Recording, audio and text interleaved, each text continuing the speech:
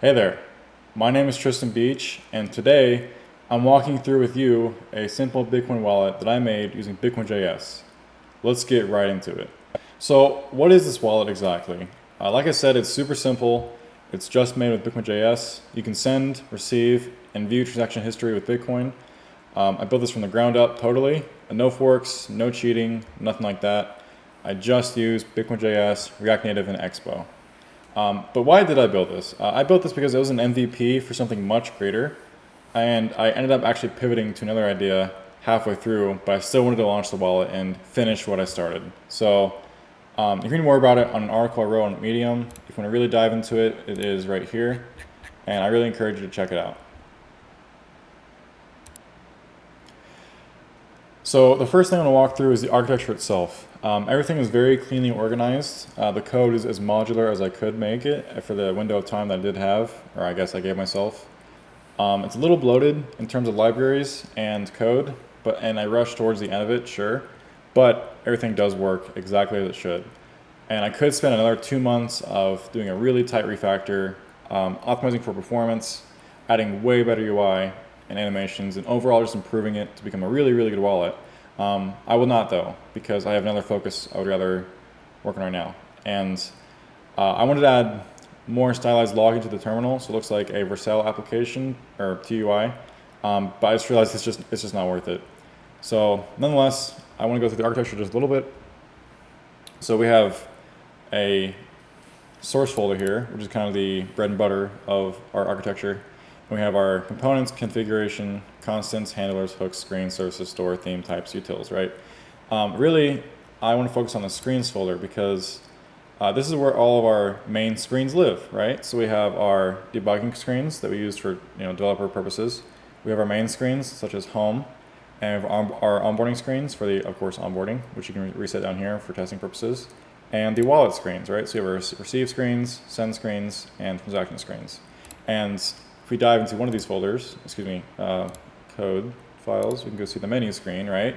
The menu screen is super clean, right? And this is just all we need to actually to render the menu screen because it's broken down to modular components. And those components are in the features folder, right? And we also have another folder for UI stuff and another folder for layouts, right? This is a mess and I could refactor it, but again, I do not want to. I'd rather focus on something else right now. But the point is that this code is really modular and I'm actually quite proud of it. So I went ahead and reset the onboarding entirely. So we have a brand new, fresh application and it's as if we just downloaded the app. So the first screen you see is this welcome screen. And it says, welcome to Numis, a simple and secure, that's a lie, base layer wallet for transactions, your keys, your coins, right? So I'm gonna clarify this. This is a alpha version of this wallet. Please, please, please do not use this on the real Bitcoin blockchain. You will get your funds taken. Not by me, but just because it's an insecure wallet and it's not as secure as I'd like it to be. Like I said earlier, I could refactor it and make it way more secure, but I just don't have time for it right now. The purpose of this part of the video is I'm going to show you what it's like making a new wallet with the onboarding system. So go ahead and get started. You have two options. You can set up your wallet. You can either create one or import one, right? And we're going to go ahead and create a new wallet. So like I said earlier, your keys, your Bitcoin, your responsibility, right? You have to be extremely responsible when it comes to managing your own keys. If you lose them, you lose your money. So let's go ahead and confirm that yes, we understand this. Prepare for backup.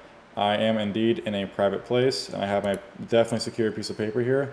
No one's gonna hack this for sure because I am super smart and I'm storing my seed phrase in a plain text file. Do not do this. So let's go ahead and get our seed, right? So this is actually generating a real seed phrase for testnet as of right now. And on initial load, it actually hides it. And that's a feature I like because, some people actually do generate their seed phrases in the middle of, where they shouldn't be. And I go ahead and fix that problem by hiding it. So let's go ahead and tap to reveal our seed phrase. And this is a real seed phrase we're going to use for testnet. And I'm going to write this down.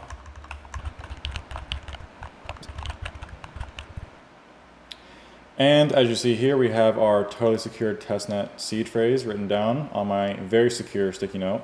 And we're going to go ahead and verify this, right? So I have to, in order, tap the words to make sure that I actually wrote this down. So the first word is phone. We have, where's that? Phone. We have this. Candy. Oh no, the next word is poll.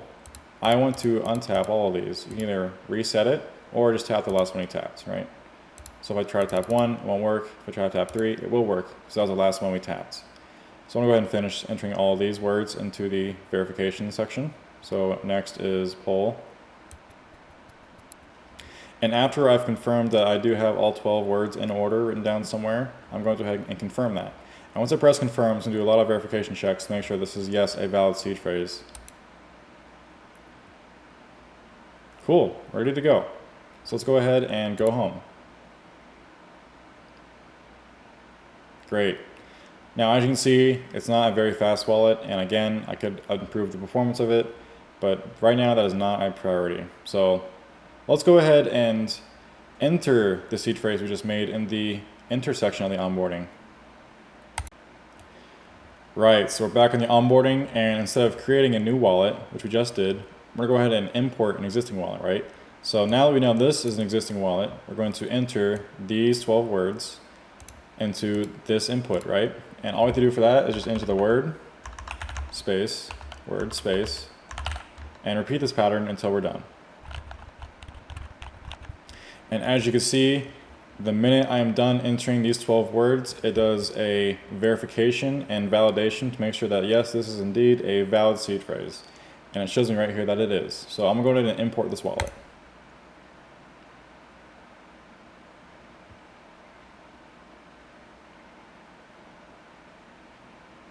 Great. Now when we hit continue, it'll take us home back to that same wallet we just made because we just imported it using our same 12 seed words. Great. All right, so the first thing we're going to talk about is actually this home screen, right? So we have a couple options we can do from home. So we can either view our QR code for receiving Bitcoin, or we can scan a QR code, right? And I do promise you this does work, and if you were to test this on a real iPhone using Expo, this will open your camera and scan it, which is great. Cool. We actually have our menu as well. So we have settings, support, which does not exist in the about page. We can receive, send, and this is just for me for testing. We can restart our onboarding. And I warn you, if you do not have your keys backed up, do not press this. And we also have our nav bar down here. So we have our home page and activity page. We'll get that in a minute. We also have the option to display your balance as either in Bitcoin or as sats. For this video, we're going to use sats, or in the future, if this becomes a standard, your bits. And right now we have 0 sats in our wallet. So what we're going to do is go ahead and fund it. And to fund it, we're going to receive Bitcoin. There are 2 ways to receive Bitcoin in this wallet. The first one being clicking the receive button and making an invoice for how much you want to receive. In this case, about 2,000 sats. We're going to go ahead and generate this invoice. And you can share it by either copying and pasting, or by clicking share. And you can send it however you wish. Let's imagine for a second we have Telegram, iMessage, and whatnot here. But in this example, we're going to just copy it. And once you copy and paste it, this is what it's going to look like if you have it in a messaging app such as Telegram. Great. The second way is to actually scan, or show your QR code for this wallet, right? And this is my on-chain address for this testnet wallet. So I'm going to go ahead and copy this. And do that, paste it. So this is my real testnet address for this wallet. Great. So now let's go ahead and fund this wallet with some sats. Okay, change of plans. I guess when I sent Bitcoin from my Bitcoin Core wallet, I decided I wanted 1 sat per VByte for that transaction, which means that transaction is going to be really, really slow, and it's been an hour and it's still confirming. And honestly, I don't want to wait for that. So instead, what I did is I loaded up our other testnet wallet that we've been using for testing our wallet, of course. And we're now going to continue our flow and actually send Bitcoin from this wallet to Bitcoin Core, because the transaction I used to fund our demo wallet is taking forever. And instead, I'm using a new wallet, and we're going to continue from here. All right, now we're going to send Bitcoins from our demo wallet to our Bitcoin Core wallet. And so to do that, we're going to press send. Okay, so then we're greeted with our screen. We have our input, which validates if it is a valid Bitcoin address or not. We have a confirmation speed you can choose from, which is economy, standard, or express. And learning our last lesson from the previous part of our video, we're going to choose express because I do not want to deal with that wait time again. And we need an address to send to, right? So going to Bitcoin Core, we're going to receive Bitcoins. And I'm just going to create a new address right here, right?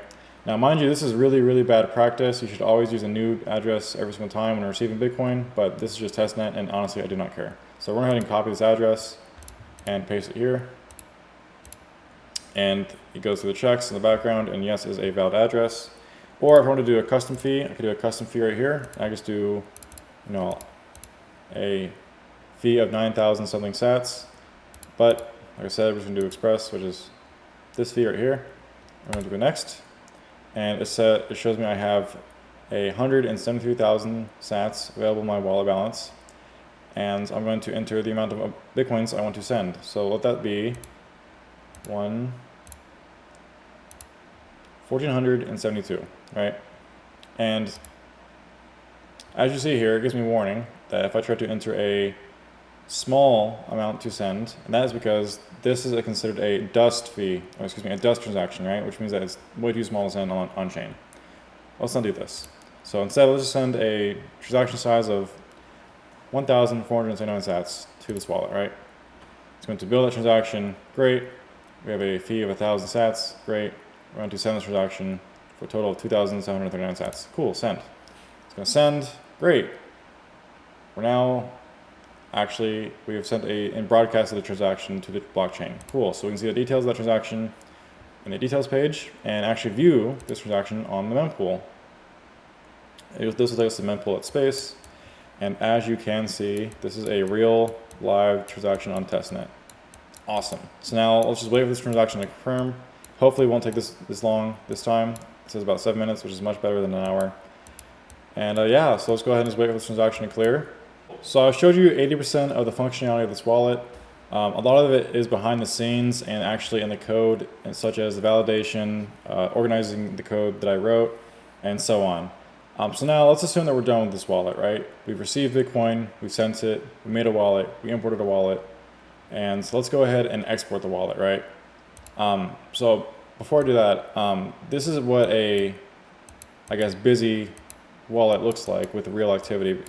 And notice how it loads all the previous transactions of this wallet that I have loaded up. So this was a one from earlier this month, and it shows ones from today, and if it was from this week, it'd say this week, etc., etc. Cool. So to go ahead and export a wallet, we're going to go to our menu, settings. I was going to add analytics, but that was before I decided I was going to ditch this and make it a different project than what is originally. So there's no analytics installed on this wallet. I'm going to remove this tab right here. You can verify it for yourself in the code on this repo on GitHub. But I digress. To export your wallet, you go to recovery phrase, and then you would click reveal phrase, right? In this case, I'm not going to click it because this is actually a rich testnet wallet I want to keep for testing purposes. And of course, never share your recovery phrase with anyone. Provides full access to your wallet. And if I were to click reveal phrase, it would reveal this, and I would actually be able to copy it and paste it somewhere else. Great. So that's how you export your wallet from the app. And that's a wrap. I appreciate you for sticking around for the whole video, and for the people who supported me in my Discord and on Twitter for making this wallet. And I've learned a lot over the course of the last 4 months making this wallet from complete scratch. Again, this is the article I wrote. If you want to know the origin story on why I made this wallet, please read it. If not, whatever. And this is the code for the wallet right here if you want to check it out. I will not be maintaining this wallet. I don't think so, at least.